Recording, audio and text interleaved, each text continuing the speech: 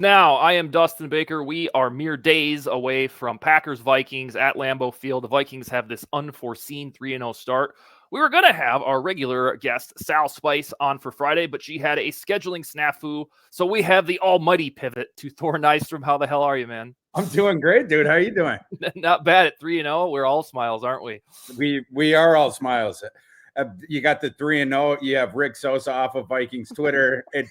The vibes are absolutely immaculate right now. Heading to Lambeau, so it's a good week. All right, so we're taking shots out of the gate. Right out of the gate. I got to ask you, man. I get asked this question a lot from friends, family, high school dudes I went to high school with. They want to know if this Vikings 3-0 start is sustainable. I want to ask you, sir. You lived through 2016. I think most of the viewers did.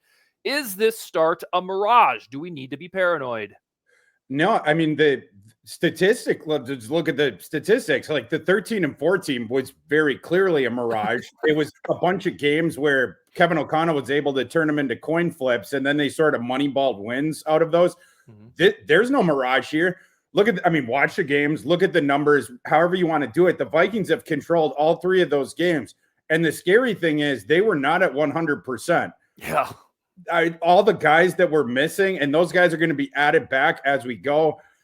There's no fluke to any of those three games. In fact, they should have beaten, in particular, the 49ers. That should have been a 20-plus point win, as opposed to the 6. There was a couple turnovers deep in the 49ers territory. This team is for real. So what do you say to a hardened Vikings fan, usually some dude who's like 50 or 60, like no offense to that guy, who says, I've lived through this shit for decades. I don't believe it quite yet. Or I tweeted that Kevin O'Connell is the frontrunner for Coach of the Year. I got all the flack for that way too early. What do you say to somebody that says, hey, this is typical Vikings that are going to let us down? I got a ticket on O'Connell to win Coach of the Year that's going to pay out $1,000. So I was looking at that a couple of days ago, sort of shining that off in my pending tickets thing. No, I mean, that's the take. Who would be ahead of them right now? I mean, that it just is what it is. Now, of course, we're only 3 games into a 17-game season. And of course, I've only gone through the nut kicks for 40 years with the Vikings. Am I expecting something awful to happen that turns it? Yeah, we don't get good things as Vikings fans. So this is like, but like, I think the one thing that I've learned as a Viking fan is to enjoy it in the moment. Because there's something lurking down the corner where if we could predict it, it wouldn't hurt so bad once it happens, But I mean, this is a fun ride that we're on, and in the near term, I can't predict what that would possibly be. So just enjoy it while we're having success. Yeah, I think a lot of us, probably you included, got immediately paranoid when Darnold got hurt and then kind of got back up and then sat down again. We were like, there is the other shoe that dropped. Correct. Yep. All right. So one more thing on this topic so we can put this one to bed. You watched the 2016 season. There were vibes there. That team was not as dominant as this one has been, but specifically, how would you say, 2024 Vikings are different or better than the 2016 Vikings who started 5-0?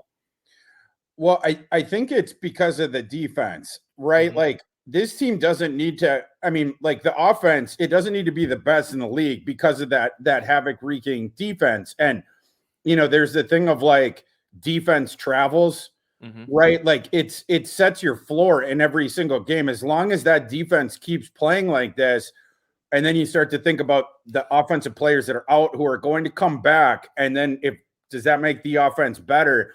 That's sort of where I'm at with it. That defense is a real trump card and what Flores is doing. So, yeah, I think that's the difference is having a dominant defense. We saw Josh Dobbs mania for 2 games last year that ignited the Twin Cities. Do you expect any major regression from Sam Darnold? It probably won't be as bad as ever with Dobbs because Darnold's a much better, like they're different worlds of throwers of the football. But are you expecting this drop back in terms of performance from Darnold at all? Well, he's been basically, at least in the system that they're asking him to run, has been pretty damn close to flawless so far. So there has to be some level of it, sure.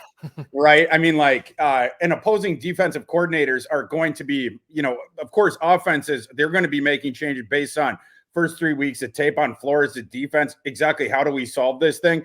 And Sam is going to start to get some different things thrown at him as well. But could he sustain being a solidly above average NFL starting quarterback for the next 14 games? Yeah, absolutely.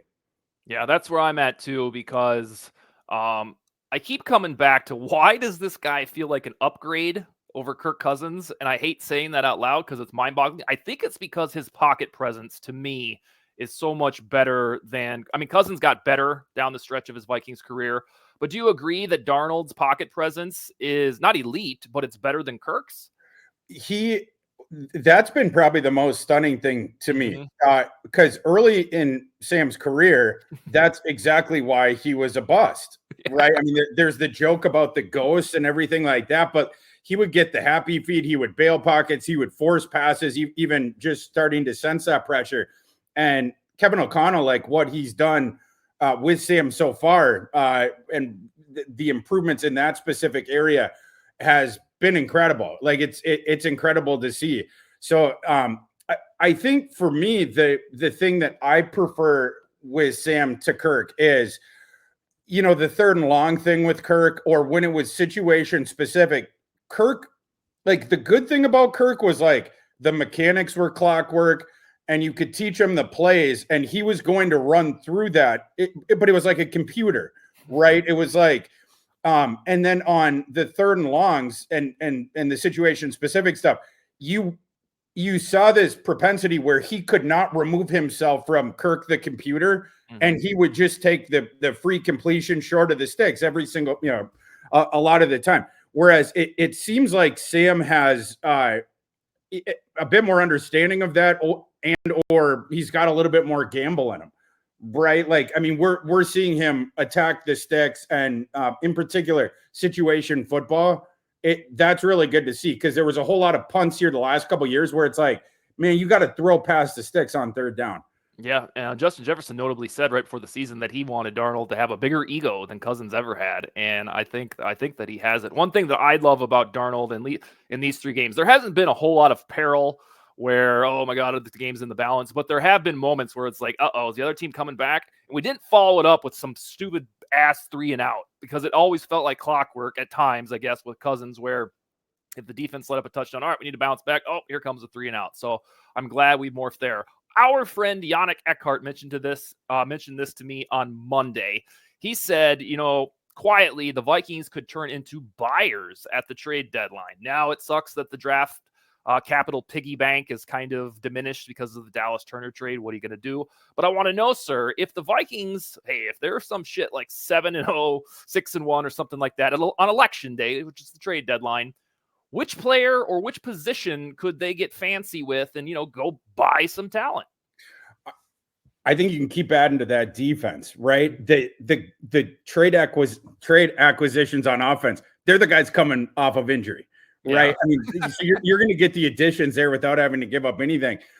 Fortifying that defense, whether that's getting another cornerback, whether that is getting another linebacker, whether that's adding to the interior defensive line depth, the rotation there, I think that's where you could look to do it. And those guys, when you have the team who is 1-5 or whatever, that's when you can get those guys cheap, right, at those positions.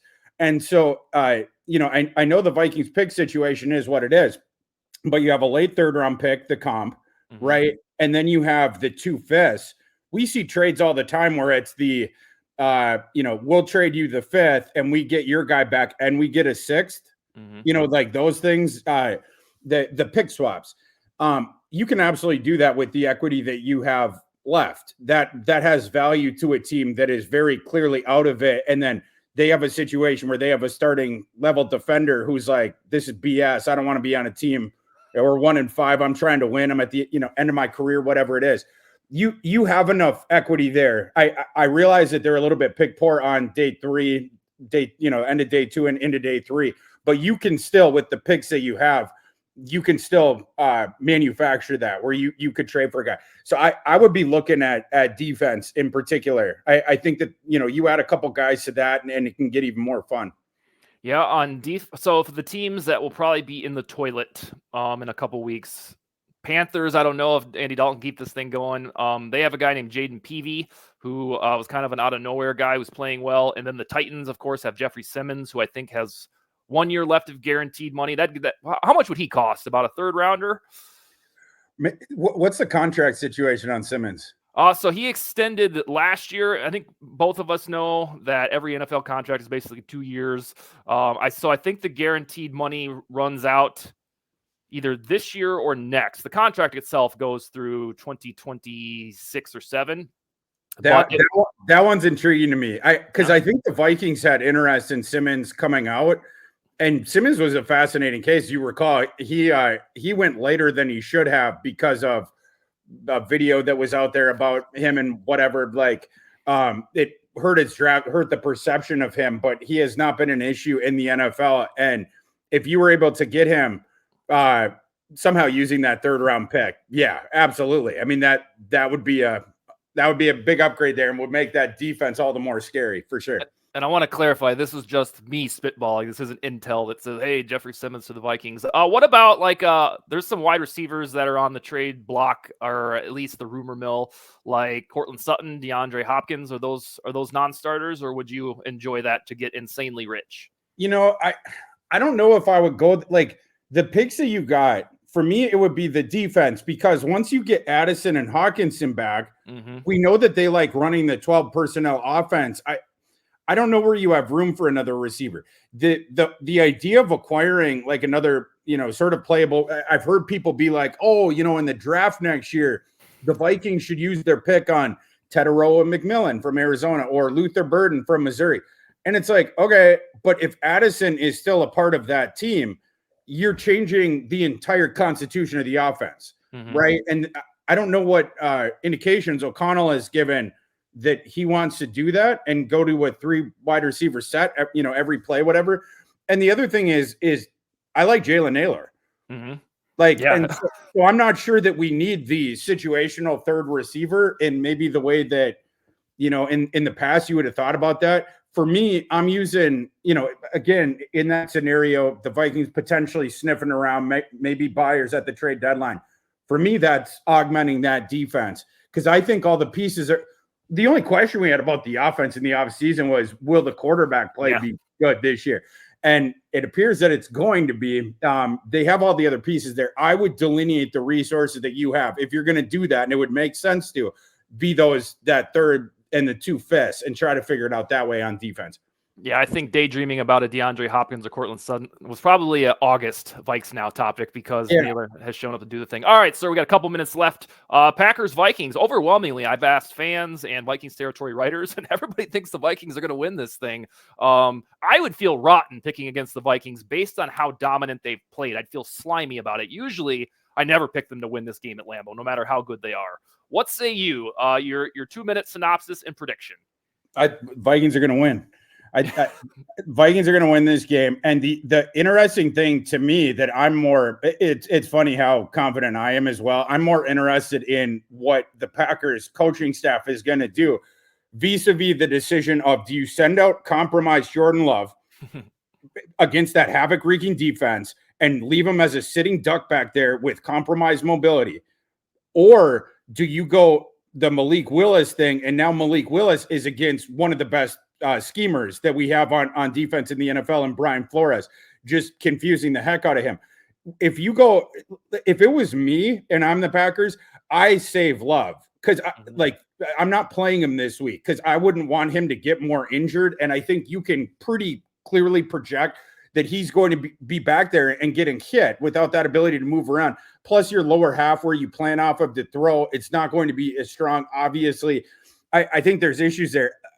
If I'm an NFL offensive play caller, and I've seen what's happened to Brock Purdy, I've seen what's happened to CJ Stroud, and the dazed look in their eyes after their games with Daniel Jones, he's got a dazed look all the time. But the other two in particular, we generally don't see them look that way. I would try a different strategy against that Vikings defense. And it would be interesting if I'm a thought experiment. Now, if I'm on the Packers side, I'm Matt LaFleur we know Malik Willis is a stud athlete. Mm-hmm. We know that he can fling the ball 70 yards downfield. Why don't we try to do a run dominant scheme in this, or a run dominant game script here, and try to attack Flores' defense that way? and then also try to, for Malik, hunt out those downfield 65-yard shots when we can get a one-on-one. It gets tricky there because if you guess wrong, now there's a couple free rushers coming at Malik Willis. He doesn't have anywhere to go with the ball. Could end in disaster. But I think that is more viable here. I'm talking about the season for the Packers. I personally, as a Vikings fan, I want to see Jordan Love. Yeah. I want Jordan Love in that game. That's what I want. But if I was on the Packers side, I think I would try to get in the lab here, have a run-dominant game script, use Malik Willis's legs as well, try to attack the Vikings that way, and then hunt the one-on-one downtown shots with the receivers you got against that cornerback room. Do you feel a little vindicated this week about your Malik Willis takes from a couple years ago? Well, yes and no. Like you should. I mean, I had to give up on Malik Willis the second he was traded to the Packers. I was holding out hope up until then, and then I abandoned ship. So, like, am I happy that Malik Willis is playing well? He's on the Packers. No, I'm not. But you know, the other thing I'd say about that, and it's funny, Kevin O'Connell, he was on the Rich Eisen show, I believe, this morning, and he was talking about how organizations, they're the ones that inform where these quarterbacks go. Right. It is incumbent on the organization to develop the young quarterback. You couldn't have picked a worse spot for Malik Willis to go than the Titans. Right. I mean, like, they tried to put him in a pro style system and tried to beat out of him what his special sauce was, which was he has the agility and the speed and the athleticism in a package of a stud running back in the NFL. Plus, he has that gun where he can get the ball down the field. The things you had to teach him, it was the reading the defense, et cetera, going through the progressions, the timing of the offense. But if you had done it within the paradigm of his skill set, for instance, as the Baltimore Ravens did with Lamar Jackson, right? And we're going to center an offense around this. Yes, he would have been a solid NFL starting quarterback. The Packers showed that in a week or two.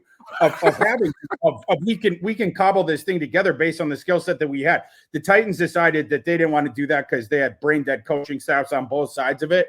But that's what it goes back to me. Like, I don't feel vindicated about Malik Willis. I think he's sort of the same thing. It's just that the team that he went to before, they decided in advance to waste the asset. And now the Packers are obviously using it to good effect when he's barely been there. Amen. All right, Thor. I have the Vikings winning too. I think it's going to be, if it's Love, by about 3 or 4 points. I'm hoping for a Will Reichard showing there at the end. I appreciate you, my man. You come back in about a month or so. Is that cool? Please. Yeah. Done. All right, man. We'll talk to you next time. Appreciate you, Dustin. Later.